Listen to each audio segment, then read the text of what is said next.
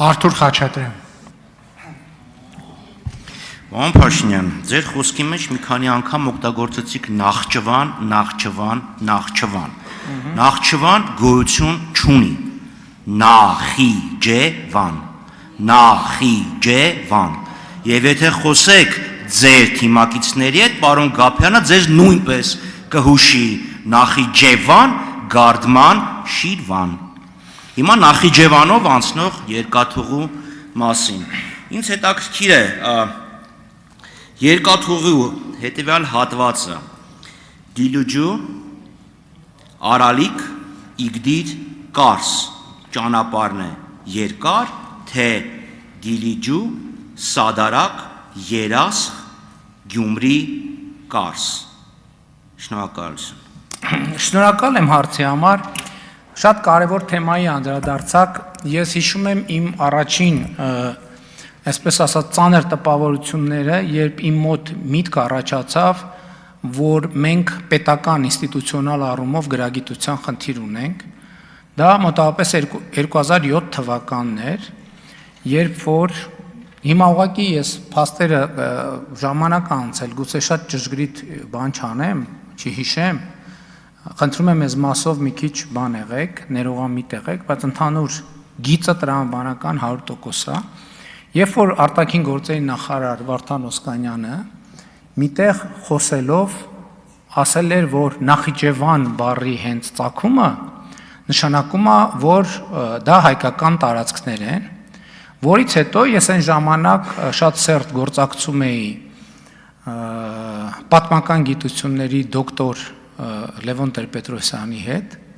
եւ ես հիշում եմ, որ ընդ որում այդ ընդդիմություն, իշխանություն, այս բանի բանավեճի հետ էր, եւ հայկական ժամանակ թերթի խմբագիրն էի, եւ ես հիշում եմ, որ Լևոն Տեր-Պետրոսյանը եւ Աշոտ Սարգսյանը, էլի պատմաբան, մի երևի թերթի 2 էջանոց հոդված գրեցին, որի ընթերցումը ինձ համար տենց շատ բան էր, Նախճեվան բառի ծագման հետ կապված։ Այդ հոդվածը տպված է, ես ճիշտ ասած հիմա չեմ փնտրել, եւ ինձ համար խնդրեմը գիտեք ինչն է, որ ես հենց էս եմ ասում, որ մենք չի կարելի սենց պետություն ունենալ, հասկանում եք, չի կարելի, որ երկրի արտաքին գործերի նախարարը հայտարարություն անի մի բանի մասին, որը ավարտական կուրսի ուսանողի համար ակնհայտ պարզ ձևակերպումն է, այսինքն հայկական պատմագիտությունը նույնիսկ չի վիճարկում այդ բառի ծագումնաբանությունը, բայց հայկական մեր քաղաքական նարատիվների համատեքստում ընենց է փոխվել։ Ես ձեզ ուրիշ բան ասեմ, որը ձեզ դուր չի գա։ Մենք մեր պատմության մասին, մեր իրականության մեջ ընդունված է պատմության մասին խոսալ, մեր իրականության մեջ ընդունված չի պատմությունը կարդալ,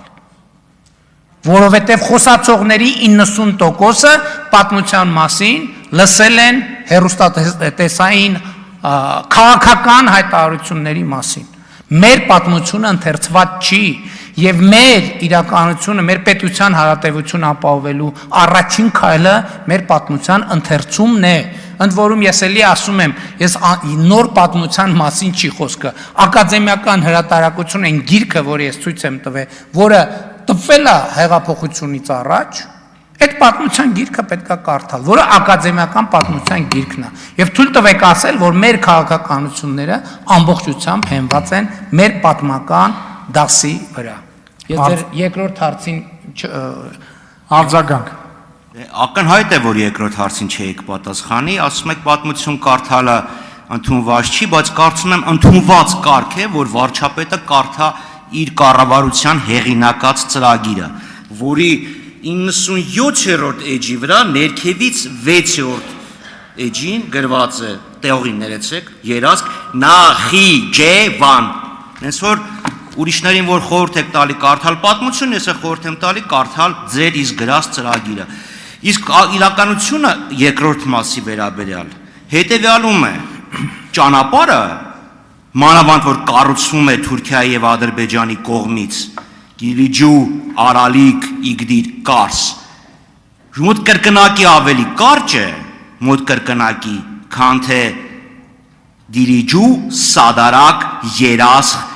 ախուրիկ կարս հետվաբար որ ներդրողը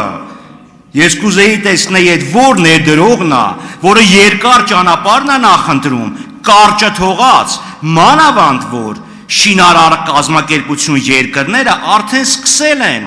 Կարս իգդի արալիկ դիրիջու ճանապարհի կառուցումը իսկ փետրվար ամսին Մյունխենում Ալիևը մի անգամից ներողություն եմ խնդրում մի անգամից sense ոտի վրա կտրեց որ ինքը երբևէ դիտարկելու է երասխ սադարակ ճանապարհի կառուցումը շնորհակալություն քանի որ ես զբաղվել եմ այս հարցերով ասեմ որ կրկնակի կարճ չէ այո մի քիչ կարճ է բայց ոչ կրկնակի